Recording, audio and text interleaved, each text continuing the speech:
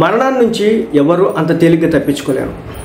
అది ఏదో ఒక రూపంలో మృత్యు వెంటాడిద్ది అని చెప్పడానికి ప్రత్యక్ష ఉదాహరణ ఒక మాజీ సీఎం అన్నమాట. ఎందుకంటే దాదాపు 270 మంది మరణించినారు, వాళ్ళలో ఒక్కడి మాత్రమే బతికినాడు. ఒక భగవద్గీత మాత్రమే చెక్కు చెదరకుండా ఉంది, మిగిలిందంతా కూడా బూడిదైపోయినటువంటి పరిస్థితి. హృదయ విదారకరమైన విషయం ఇది.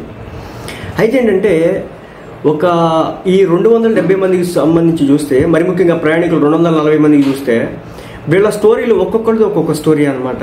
ఒకళ్ళేమో వాళ్ళ వైఫ్ 7 రోజుల క్రితం చనిపోతే ఆ అస్థికలను వచ్చేసి సొంత గ్రామంలో ఖననం చేయాలని చెప్పేసి భార్య కోరగా చనిపోయిన తర్వాత ఆ భర్త ఎవరైతే ఉన్నారో ఆయన వచ్చి ఆ అస్థికల్ని కలిపిన తర్వాత తిరిగి ప్రయాణం వెళ్తూ ఉంటే కూలి చనిపోయినటువంటి పరిస్థితి. అదేవిధంగా ఒక వైద్యురాలు ఈ దేశం నుంచి ఫ్యామిలీతో మొత్తం షిఫ్ట్ అవుతున్న నేపథ్యంలో క్రమంలో అక్కడికి ఫ్యామిలీ మొత్తం 10 మందికి వెళ్ళగా మొత్తం కూడా చనిపోయినటువంటి పరిస్థితి. ఒక్కళ్ళు కాదు, ఇద్దరు కాదు, రకరకాల లవ్ స్టోరీలు, పెళ్లి చేసుకొని తన వైఫ్ని కలవడానికి వస్తున్నటువంటి హస్బెండ్ విషయంలో కావచ్చు, అదేవిధంగా పెళ్లి చేసుకొని భర్తను కలవడానికి వస్తున్నటువంటి వైఫ్ విషయంలో, ఇలా రకరకాలన్నమాట. ఒక్కొక్క స్టోరీ ఒక్కొక్కటి. ఇంకా ఒక స్టోరీ అయితే కనుక నా మైండ్ తినేసింది. అదేంటంటే 2 సార్లు ప్రయాణం క్యాన్సిల్ చేసుకున్నట,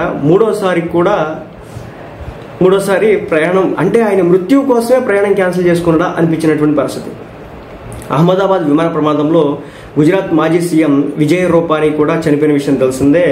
అయితే జూన్ 12న లండన్కు వెళ్లాలన్నది ఆయన యొక్క ఫస్ట్ చాయిస్ కాదని ఫ్యామిలీ మెంబర్స్ చెప్పుకొచ్చున్నారు.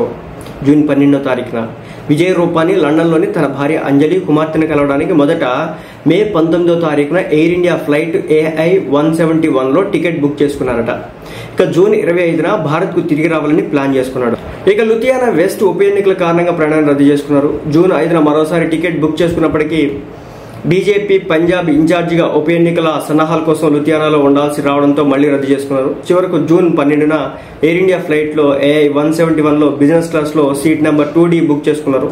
ఈ విమానం టేక్ ఆఫ్ అయినటువంటి 35 సెకండ్లలోపే బీజీ మెడికల్ కాలేజీ హాస్టల్ భవనంపై కూలిపోయింది. దాంతో విమానంలోని వారందరూ కూడా మరణించినారు. విజయ్ రూపానీ కూడా చనిపోయినారు. సో ఈ విధంగా ఆయన మృత్యు వెంటాడిందని చెప్పొచ్చు.